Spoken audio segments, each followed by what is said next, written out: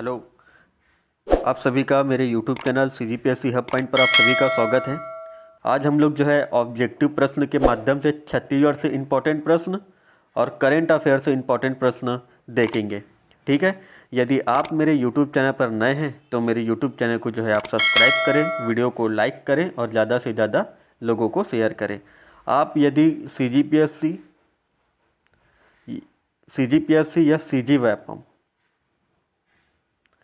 CGPSC या CG की तैयारी आप कर रहे हैं तो आपके लिए ये वेरी वेरी इंपॉर्टेंट वीडियो हो सकते हैं, बहुत ज़्यादा इंपॉर्टेंट वीडियो हो सकते हैं। आगामी एग्ज़ाम यदि आप दे रहे हैं तो ये आपका जो मैंने प्रश्न लिए हैं वो वेरी वेरी इंपॉर्टेंट प्रश्न है। आगामी एग्ज़ाम में आपको देखने को ज़रूर मिलेंगे यहाँ से प्रश्न। ठीक है। यदि आप जो है नए हैं तो मेरे यूट्यूब चैनल को ज़रूर सब्सक्राइब करें। ठीक है। और वीडियो को जो है लाइक ज़रूर करें। ठीक है। यदि आप किसी भी एग्ज़ाम की तैयारी कर रहे हो, चाहे CGPSC से संबंधित एग्ज़ाम हो, चाहे आप CG से संबंधित एग्ज़ाम हो, किसी भी एग्ज़ाम की तैयारी आप कर रहे हैं ना तो आप जो है इस वीडियो को जो है आप सब्सक्राइब करें यूट्यूब चैनल को। ठीक है। तो पहला प्रश्न देखें। प्रश्न नंबर पहला, उपनयन के समय कौन सा गीत गाया जाता है? ठीक है। तो आपको बताना है कि उपनयन के समय कौन सा गीत गाया जाता है। यदि आपको आंसर मालूम होते हैं तो आप जो है कमेंट बॉक्स में अपना आंसर दे सकते हैं। ठीक है। तो इसका जो करेक्ट आंसर हो जाएगा ऑप्शन नंबर डी, बरुआ गीत को गाया जाता है आपका उपनयन के समय। ठीक है। ऑप्शन नंबर डी इसका करेक्ट आंसर हो जाएगा। अगला देखेंगे। प्रश्न नंबर दूसरा देखिएगा, दशमत गाथा इनमें से किस संभाग में प्रचलित है? तो बताइए इसका आंसर क्या होना चाहिए। दशमत गाथा, तो इसका जो करेक्ट आंसर हो जाएगा दुर्ग संभाग में प्रचलित है। ठीक है। दशमत गाथा जो प्रचलित है आपका दुर्ग संभाग में प्रचलित है। ऑप्शन नंबर डी इसका करेक्ट आंसर हो जाएगा। अगला देखेंगे। प्रश्न नंबर 3, चावल आटा से संबंधित व्यंजन नहीं है। आपको बताना है कि चावल आटे से संबंधित व्यंजन नहीं है। ठीक है। बताइए इसका क्या आंसर होना चाहिए। तो इसका जो करेक्ट आंसर हो जाएगा ऑप्शन नंबर डी, सोहारी। सोहारी ये आपका गेहूं से बनता है। ठीक है। बाकी चीला, चौसेला और आइरसा जो है आपका चावल से बनने वाला व्यंजन है। ठीक है। ऑप्शन नंबर डी इसका करेक्ट हो जाएगा। अगला देखेंगे। वेरी वेरी इंपॉर्टेंट प्रश्न है और वीडियो को जो है आप अंत तक देखना है आपको। ठीक है। प्रश्न नंबर 4 देखिएगा, शरद पूर्णिमा कब मनाया जाता है? आप लोग जरूर मनाए होंगे शरद पूर्णिमा। बताइए कब मनाया जाता है। ऑप्शन नंबर सी इसका करेक्ट आंसर हो जाएगा। कुंवार माह में मनाया जाने वाला पर्व है आपका शरद पूर्णिमा। ठीक है। Option number C is the correct answer. अगला देखेंगे।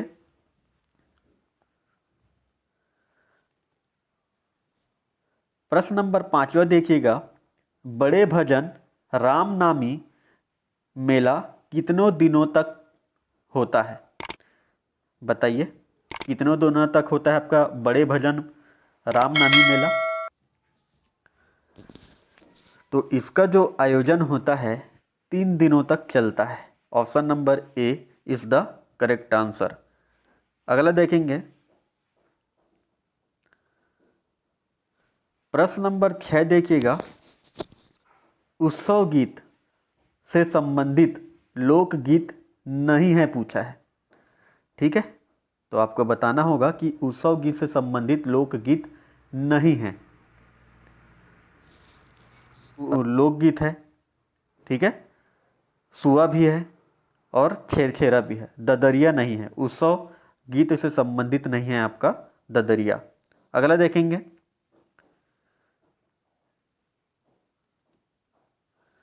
प्रश्न नंबर 7, कौन सी जनजाति के चौपाल को बियरना मुंडा के नाम से जाना जाता है?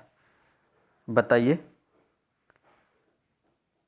बियरना मुंडा एक चौपाल होता है, कौन सी जनजाति में प्रचलित है? बताइए। तो इसका जो करेक्ट आंसर हो जाएगा परजा जनजाति। परजा जनजाति, option number A is the correct answer. अगला देखेंगे ना, प्रश्न नंबर 8, इनमें से कौन सी जनजाति की प्रमुख देवी बूढ़ी देवी है? बताइए। बूढ़ी देवी कौन सी जनजाति की प्रमुख देवी है? तो इसका जो आंसर होगा ऑप्शन नंबर सी, गदबा जनजाति की प्रमुख देवी है आपका बूढ़ी देवी। ठीक है, इंपॉर्टेंट है, याद रखना है। अगला देखेंगे, प्रश्न नंबर 9 देखिएगा, पारधी जनजाति इनमें से कहाँ निवास नहीं करते हैं बोले, है ना? प्रश्न पढ़ें पूरा। ठीक है, तो बताइए, तो पारधी जनजाति कहाँ निवास नहीं करती है? बताइएगा। तो ये जो है आपका सरगुजा में निवास करती है, कोरबा जिला में निवास करती है, रायगढ़ में निवास करती है, लेकिन कांकेर क्षेत्र में निवास नहीं करती है आपका पारधी जनजाति। ठीक है, अगला देखेंगे, प्रश्न नंबर 10 देखिएगा, लिंगोपाटा का गायन कौन सी जनजाति करती है? बताइए। लिंगोपाटा, लिंगोपाटा का गायन कौन सी जनजाति करती है? तो इसका जो करेक्ट आंसर होगा ऑप्शन नंबर सी, प्रधान जनजाति के द्वारा जो है लिंगोपाटा का गायन किया जाता है। ठीक है, अगला देखेंगे, प्रश्न नंबर 11, बस्तर का आदिवासी थिएटर किसे कहा जाता है? वेरी वेरी इंपॉर्टेंट प्रश्न। बताइए, बस्तर का आदिवासी थिएटर किसे कहा जाता है?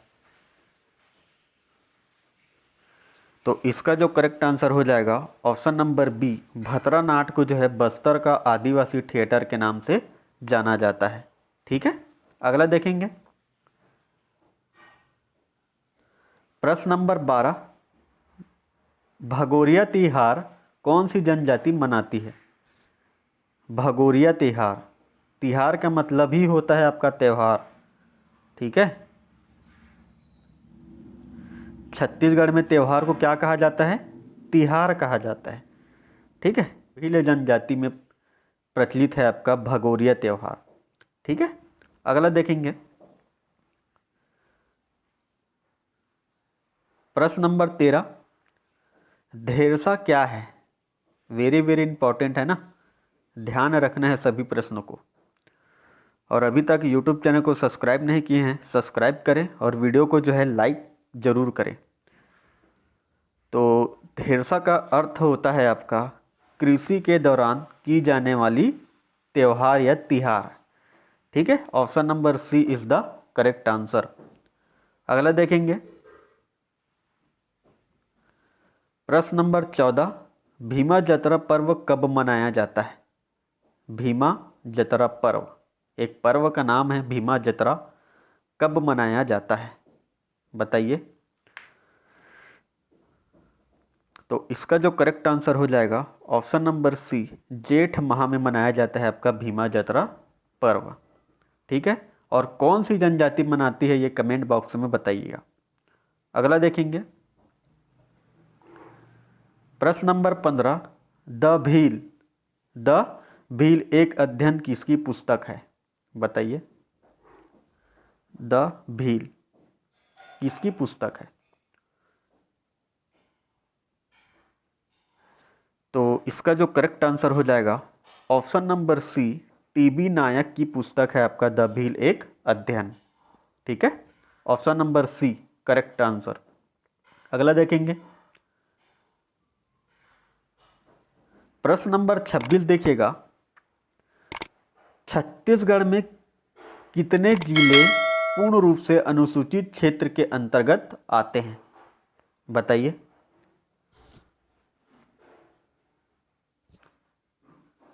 तो छत्तीसगढ़ में कुल कितने जिले जो है पूर्ण रूप से अनुसूचित क्षेत्र के अंतर्गत आते हैं? तो ऑप्शन नंबर डी इसका करेक्ट आंसर हो जाएगा। 14 जिले जो है अनुसूचित क्षेत्र के अंतर्गत आते हैं। अब ये 14 जिले कौन कौन से हैं? तो बस्तर संभाग के 7, ठीक है, देखिए बस्तर संभाग के 7 जिला, सरगुजा संभाग के 5 जिला, और एक है आपका गौरेला, पेंड्रा, मरवाही, और एक है आपका कोरबा। ठीक, तो 7 जो है बस्तर संभाग के अनुसूचित क्षेत्र के अंतर्गत आते हैं, 5 आपका सरगुजा संभाग के 5 जिला जो है आपका अनुसूचित क्षेत्र के अंतर्गत आते हैं, एक आता है आपका गौरेला, पेंड्रा, मरवाही, और एक है आपका कोरबा। हो गया ना 14। तो 14 जिला जो है आपका अनुसूचित क्षेत्र के अंतर्गत आते हैं, ध्यान रखना है ना इस चीज़ को। अगला देखेंगे,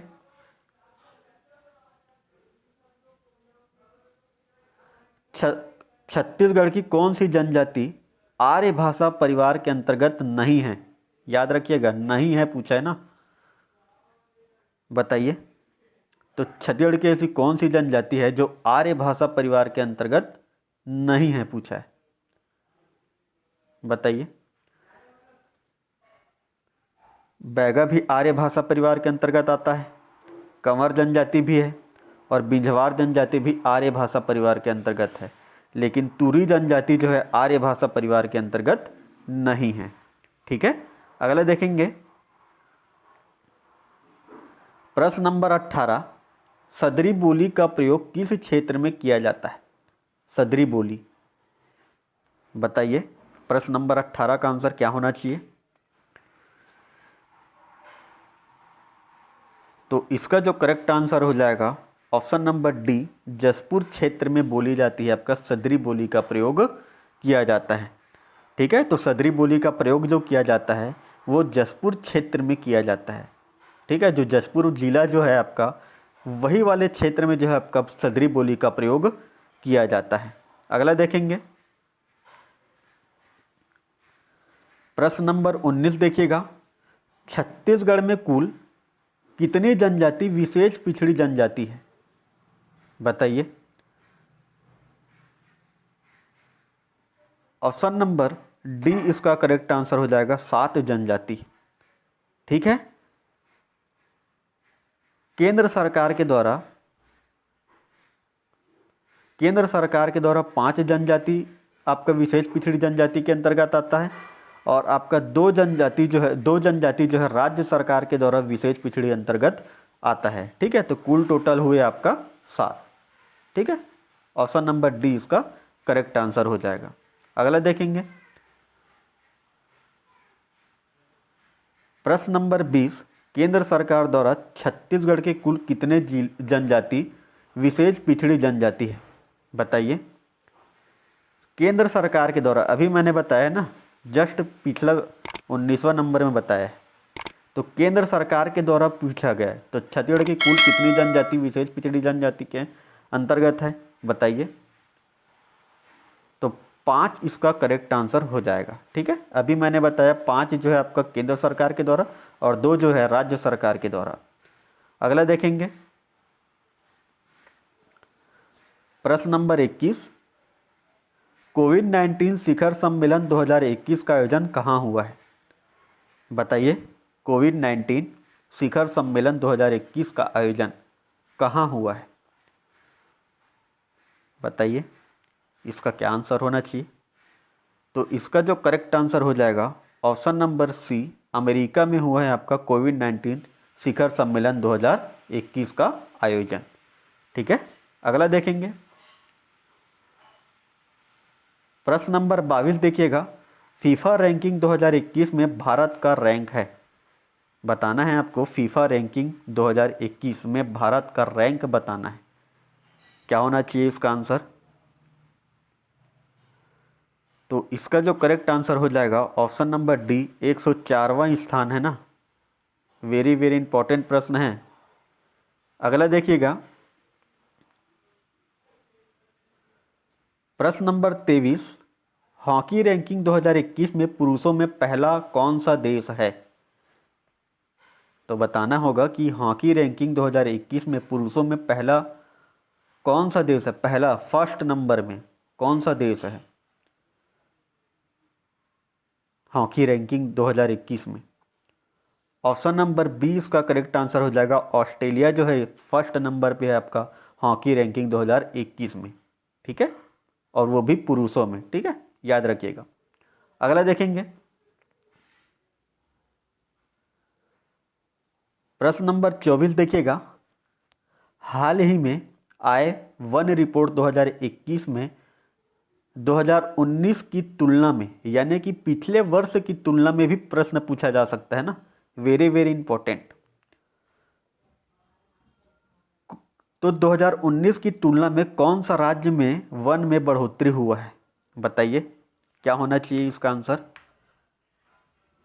वन में सर्वाधिक वृद्धि हुआ है या बढ़ोतरी हुआ है 2019 की तुलना में? जो अभी आया ना वन रिपोर्ट 2021, वही चीज़ें प्रत्येक 2 वर्ष में आता ही है, ठीक है, प्रत्येक 2 वर्षों में। बताइए क्या होना चाहिए इसका आंसर। तो इसका जो करेक्ट आंसर हो जाएगा आंध्र प्रदेश। आंध्र प्रदेश में जो है आपका सर्वाधिक वन में बढ़ोतरी हुआ है 2019 की तुलना में, ठीक है, वन रिपोर्ट 2021 के अनुसार बता रहा हूँ ना,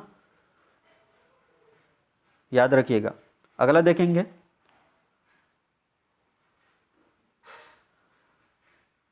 लास्ट प्रश्न है ये प्रश्न नंबर 25। वन रिपोर्ट 2021 के अनुसार कौन से राज्य में मैंग्रोव वन में सर्वाधिक वृद्धि हुआ है? अब मैंग्रोव वन में पूछा गया है, सर्वाधिक वृद्धि पूछा गया है, बताइए। ये वन रिपोर्ट 2021 का पूछा है ना, बताइए मैंग्रोव वन में सर्वाधिक वृद्धि देखा गया है या वृद्धि हुई है?